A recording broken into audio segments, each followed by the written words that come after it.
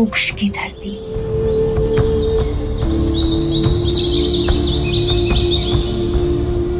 तप की गाथा।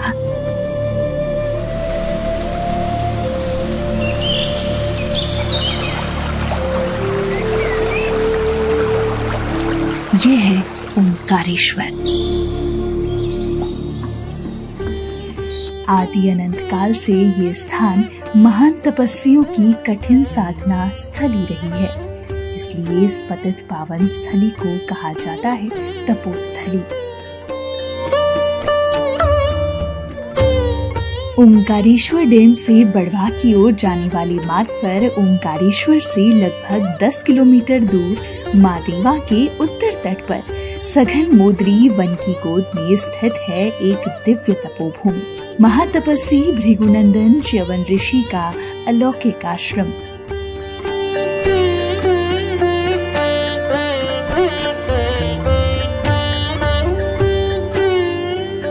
च्यवन ऋषि ने घने जंगलों से आच्छादित इसी मोदरी वन के पुण्य क्षेत्र में 52,000 वर्ष की समाधि लगाई थी।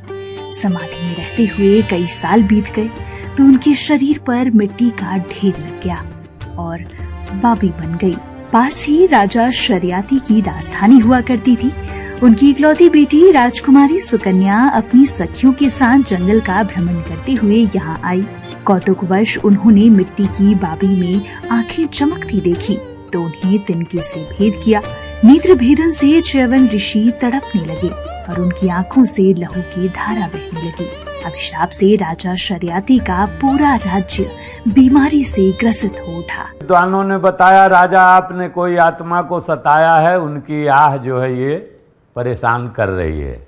यहाँ आए राजा जब जल डलाया तो ऋषि जी देखे तो सिपाहियों को बोला कि चलो इनको ले चलते हैं अपने राजधानी में, एक कमरे में रख देंगे, वहीं इनकी सेवा करेंगे।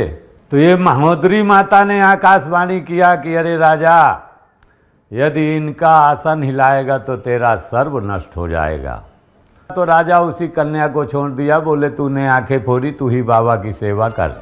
ऋषि के नेत्रों का उपचार करने वाले वैद्यराज अश्विनी कुमार चिकित्सा के लिए जब आश्रम आए तो उन्होंने सर्वांग सुंदर सुकन्या के सेवा भाव को देखकर देवी के समक्ष ऋषि को युवा और रूपमान बनाने का प्रस्ताव रखा। अश्विनी कुमार जी ने यही जंगल से लाके कोई जड़ी बूटी इस कुंड में छोड़ दिया।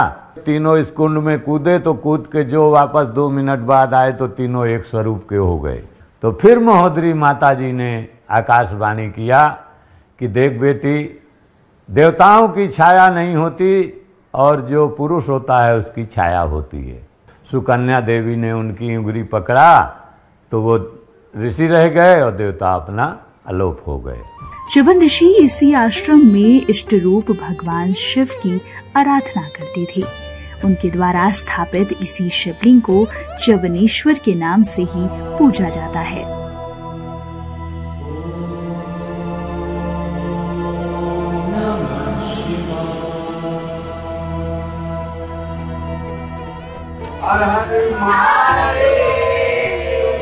नर्मदा परिक्रमा मार्ग पर स्थित इस प्राचीन आश्रम की आध्यात्मिक शक्ति को यहाँ आकर अनुभूत किया जा सकता है।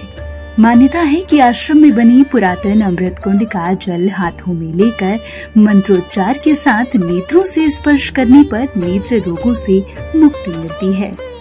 शर्याती च सुकन्याच च्यवन शक्रमश्विनो एतेषां स्मरण मात्रेण नेत्र रोगान विनश्यति। यहाँ की दिव्य वनौषधियों के उपयोग से महर्षि च्यवन ने ही सर्वप्रथम च्यवनप्राश का निर्माण किया था, जो आज भी अपनी औषधीय गुणों के कारण व्यापक रूप से प्रचलित है। आश्रम में कई वर्षों से अखंड ध्वनि चैतन्य है। महाभारत के वन पर्व के श्लोक क्रमांक 21 और 22 में भी इस स्थान का उल्लेख मिलता है।